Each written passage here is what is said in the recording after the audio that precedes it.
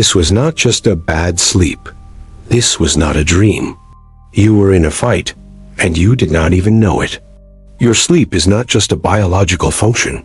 It is a spiritual battlefield, and you are often the target. Why? Because when you are asleep, your conscious mind is offline, your guard is down, your willpower is at rest. Your spirit, however, is always awake. But your soul, your mind, is vulnerable to suggestion and attack. The enemy knows this. He is a coward. He hates a fair fight. He exploits the vulnerability of your sleep. Jesus warned us. He said an enemy came and sowed weeds while men slept. Matthew 13:25. This is a spiritual principle. The night is when the enemy does his darkest work. He uses specific, repeated tactics to attack you when you are defenseless. Today, we expose 5 of these tactics. This is how you stop being a victim and start guarding your night. The first tactic is the injection of dread. This is the most common. It is the sowing of tears we just mentioned. You go to bed feeling fine. You might have even prayed. But you wake up with a thick, heavy blanket of anxiety. There is no natural reason for it. Your bills are paid. Your family is safe. But you feel hopeless. This is a spiritual deposit. A spirit of heaviness has been sown into your soul while you were sleeping. The goal is simple. The enemy wants to poison your day before it even begins. He wants to frame your reality with his feelings. If you wake up defeated, you will live your day defeated. You will be irritable, hopeless, and weak. You will interpret every event of your day through that filter of dread. He has set the stage for your failure. The counter: you must reject this feeling. It is not yours. Do not own it. Do not agree with it. You must open your mouth. The Bible promises a garment of praise for the spirit of heaviness. Isaiah 61:3. You must put on that praise, even when you do not feel it, especially when you do not feel it. Your first words of the day must be a declaration. This is the day the Lord has made. I will rejoice. Or, this feeling of dread is not from God. I reject it. I am covered by the blood of Jesus. You must take that thought captive immediately. 2 Corinthians 10:5. Do not let it linger. You have to command your soul, just as David did. Why are you cast down, O my soul? Hope in God. Psalm 42:11. The second tactic is the assault of torment. This is the nightmare. This is a direct attack of fear. These are not just random bad dreams that come from eating late. These are vivid spiritual assaults that feel too real. They are often recurring. You are being chased. You are falling. You are trapped and cannot scream. Snakes are present. You wake up with your heart pounding, covered in sweat. The terror is so real, it lingers in the room. The goal is to inject you with fear. God has not given us a spirit of fear. 2 Timothy 1:7. So, where did this intense, paralyzing fear come from? It was a demonic deposit. It was an illegal transaction. The enemy wants this fear to control you. He wants you to be afraid of the dark. He wants you to be afraid of sleeping. If he can break your rest, he can steal your strength. An exhausted soldier is an ineffective soldier. The counter: you must guard your mind before you go to sleep. Do not go to bed angry or afraid. Psalm 4:8 is your declaration. In peace I will both lie down and sleep. For you alone, O Lord, make me dwell in safety. Meditate on Psalm 91.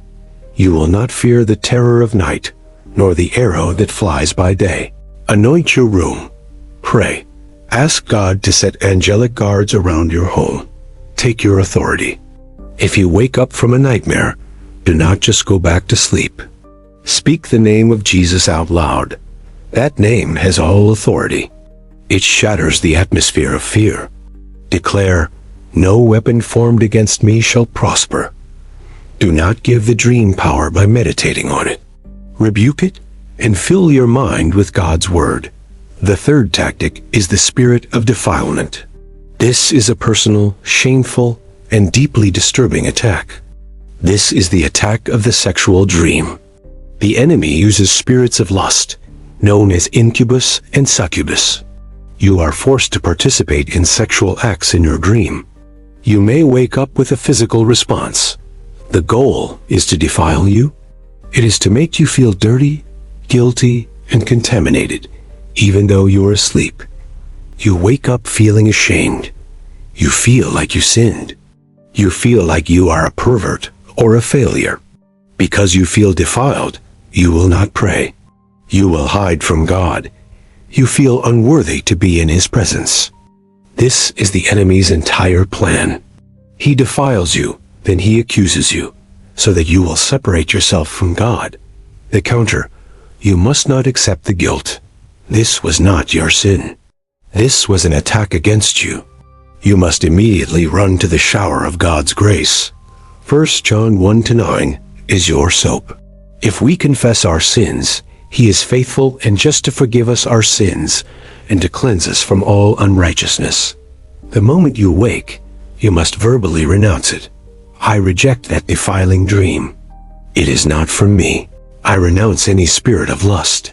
I plead the blood of Jesus over my mind, my body, and my spirit. You must also guard your eye gate during the day. What you watch on TV or your phone matters. Do not watch things that give the enemy a legal right to bring that garbage to you at night. You are closing the door. You are locking it. You are telling the enemy he has no more access. The fourth tactic is the voice of confusion. This is one of the most subtle and dangerous attacks. This is when the enemy gives you a dream that seems spiritual or prophetic, but it is a lie. You dream that your friend betrayed you. You dream your pastor did something wrong. You dream your spouse is cheating. You wake up with a seed of suspicion, offense, or bitterness. The dream felt so real, you believe it. The goal is to sow division. The enemy wants to break your healthy relationships. He wants you to trust a lie. He is a counterfeiter. He masquerades as an angel of light. 2 Corinthians 11:14. He knows God speaks in dreams, so he mimics the voice of God. He gives you a false revelation. This leads to bad decisions. People have left churches, divorced spouses, and destroyed friendships over a demonic dream. The counter: you must test the spirit. 1 John 4:1. You must test the fruit of the dream. Does this dream produce the fruit of the Spirit? Love, joy, peace, Galatians 5:22. Or does it produce fear, division, accusation, and anxiety? That is the fruit of the enemy.